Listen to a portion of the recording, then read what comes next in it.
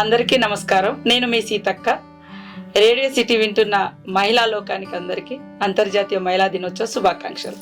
Telangana iconic and dynamic lady.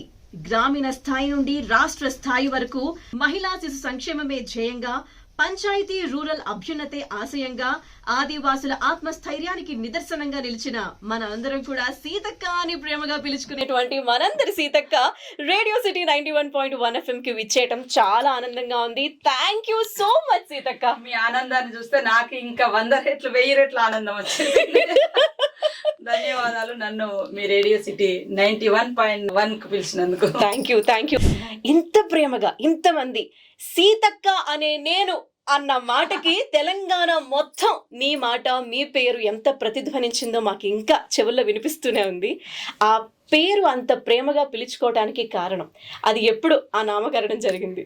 విప్లవోద్యమంలో అడవి బాట పట్టిన తర్వాత జనరల్ గా అందరి పేర్లు మార్చేసుకుంటాం. పేర్లు క్యాస్ట్ ఇవి బయటికి రాకుండా ఊరి పేరు కూడా అక్కడ మారిన పేరు ఇప్పటికీ కూడా అంటే బయటకు వచ్చిన తర్వాత కూడా ఆ పేరుకు అంత గౌరవం దక్కడానికి నా గత జీవితం, ఉద్యమంలో నేను నేర్చుకున్నటువంటి విలువలు, అది ముఖ్యంగా అక్క అనేటువంటి పదం తెలంగాణ ప్రజలకు బాగా కనెక్ట్ అయ్యేటువంటి ఒక అనుబంధం లాంటిది. ఇప్పటికి కూడా నేను అక్క అనేటువంటి పేరుకు దాసోహం అయిపోతా.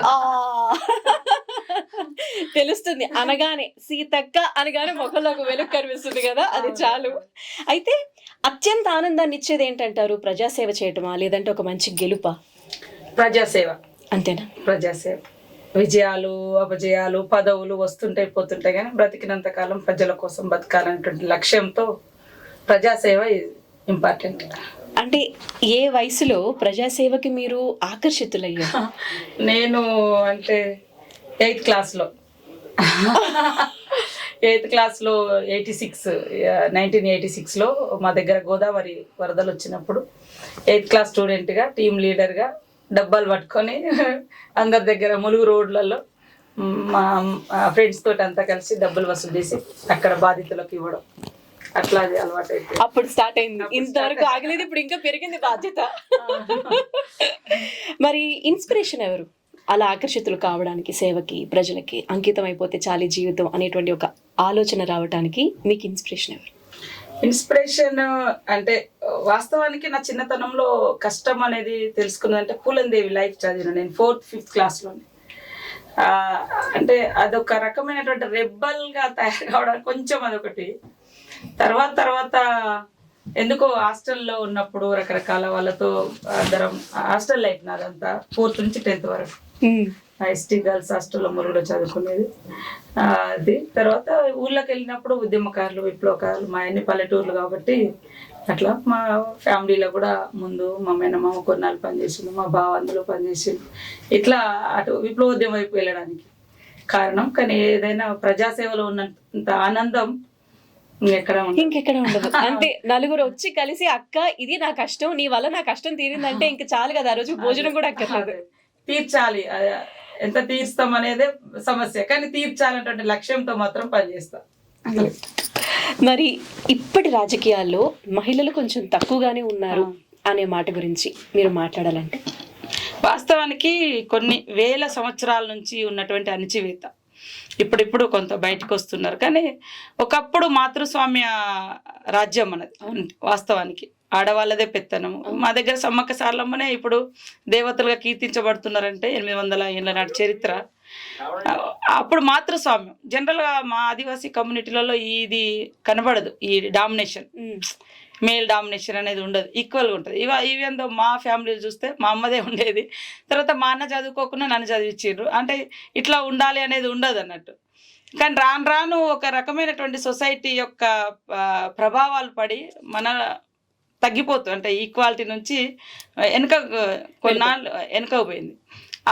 ఆ యొక్క భావజాలం ఆడవాళ్ళు తక్కువ, వంటింటికే పరిమితం కావాలి, పిల్లల్ని కానీ యంత్రాలు ఉండాలి, అది కూడా మగపిల్లల్ని వారసులను మాత్రమే కనివ్వాలి అనేటువంటి ఇట్లాంటి భావజాలం అట్లాంటిది ఉంది. కాబట్టి ఇంకా ఎక్కడో ఒకడ అది ఆ వెనుకబాటు తనం నుంచి ఒక ముందడుగు వేయాలంటే కొంత కుటుంబ ప్రోత్సాహం ఉండాలి, పిల్లల ప్రోత్సాహం ఉండాలి, తల్లిదండ్రుల ప్రోత్సాహం ఉండాలి. ఇవన్నీ ఉన్నప్పుడే ఆడవాళ్ళు ముందుకు రాగలుగుతారు. వాస్తవం స్త్రీతత్వం అంటే ఈ మాటలు స్త్రీ తత్వం అంటే అమ్మలా ఆదరిస్తారు, చెల్లెలా తోడుంటారు అన్నల తమ్ములకు. అన్ని కాలాల్లో సీతక్కల వెంటనే నడిపిస్తుంటారు. అన్ని కాలాల అంటే అన్ని సమయాలలో కూడా కష్టాన్ని ఇబ్బందులను ఓర్చుకొని కూడా తన శక్తిని చూపిస్తూ ఒక తల్లి పాత్రను అన్ని రంగాల్లో పోషిస్తారు స్త్రీ. ఇంట్లో అమ్మే ఇన్స్పిరేషన్, ఆడపిల్ల ఇలా ఉండాలి, ఆడపులిలా ఉండాలి, అలా పెంచాలి ఆడపిల్లని అంటానికి. అలాంటి ప్రత్యేకమైన పెంపకం అనేది జరగలేదు, ఎందుకంటే 4th క్లాస్ నుంచి హాస్టల్ కాబట్టి ఇంక అక్కడ ఉన్న పరిస్థితులు, హాస్టల్ ఉండేటువంటి పరిస్థితులు, దానికి తగ్గట్టుగా రెబల్గా అయినాం, దానికి తగ్గట్టుగా సేవకురాలుగా మారినాం, ఆ తర్వాత ఉద్యమాల్లోకి వెళ్ళినాము. కానీ ఫస్ట్ నుంచి ఇట్లా ఉండాలి అనే అది ఏం లేదు. జస్ట్ నన్ను నేను ఎప్పటికప్పుడు సరిదిద్దుకుంటూ చక్కదిద్దుకుంటూ వేసినటువంటి అడుగులు ఇక్కడ దాకా తీసుకొచ్చింది. మరి ఈనాటి మహిళలకు గొప్ప అవకాశం లభించాలి అంటే ఏదంటారు? నిర్ణయాధికారం, డెసిషన్ మేకర్స్గా ఉండాలి మనం. అంటే ఎవరో మన గురించి నిర్ణయం కాకుండా నిర్ణయం, ఇంట్లో అది చిన్నదైనా బయట రాజకీయమైనా, లేదా ఇప్పుడు మీరు ఇక్కడ ఉన్నారు, మీరు బాస్గా ఉన్నా కూడా మీ చేతిలో నిర్ణయాధికారం లేదనుకో వేస్టే కదా మనం. అందుకనే నిర్ణయాధికారం మన చేతిలో ఉంటే చాలా బెటర్గా అన్నీ ఉన్నట్టే. నిర్ణయాధికారం మన చేతులు ఉంటుంది కదా. అంతే. ఎప్పుడైనా రేడియో జ్ఞాపకాలు ఏమన్నా మీ గుండెల్లో బదిలిపరుచుకున్నారు? రేడియో జ్ఞాపకాలు, అడవులలో ఎప్పుడు రేడియోలు పెట్టుకుని వినేవాళ్ళం. వార్తలు కానీ ఏదైనా స్టోరీస్ కానీ, అంటే జనరల్గా వేరే వినేవాళ్ళం కాదు, వార్తలు మాత్రం మాకు అది ఒకటే ఆప్షన్, ఇంకా వేరే లేదు. రేడియో ఇప్పటికి కూడా మా నాన్న టీవీ చూడడు, రేడియో వింటాడు. నేను ఆయన ఇచ్చే గిఫ్ట్ రేడియోనే. అబ్బా, ఎంత బాగుందో వింటానికి మాట. ఓకే, అంటే మనం మాట్లాడుకుంటే ప్రపంచవ్యాప్తంగా ఒక సమస్య అయితే ఉంది. ఆడపిల్లలు అణచివేతకు గురవుతూనే ఉన్నారు.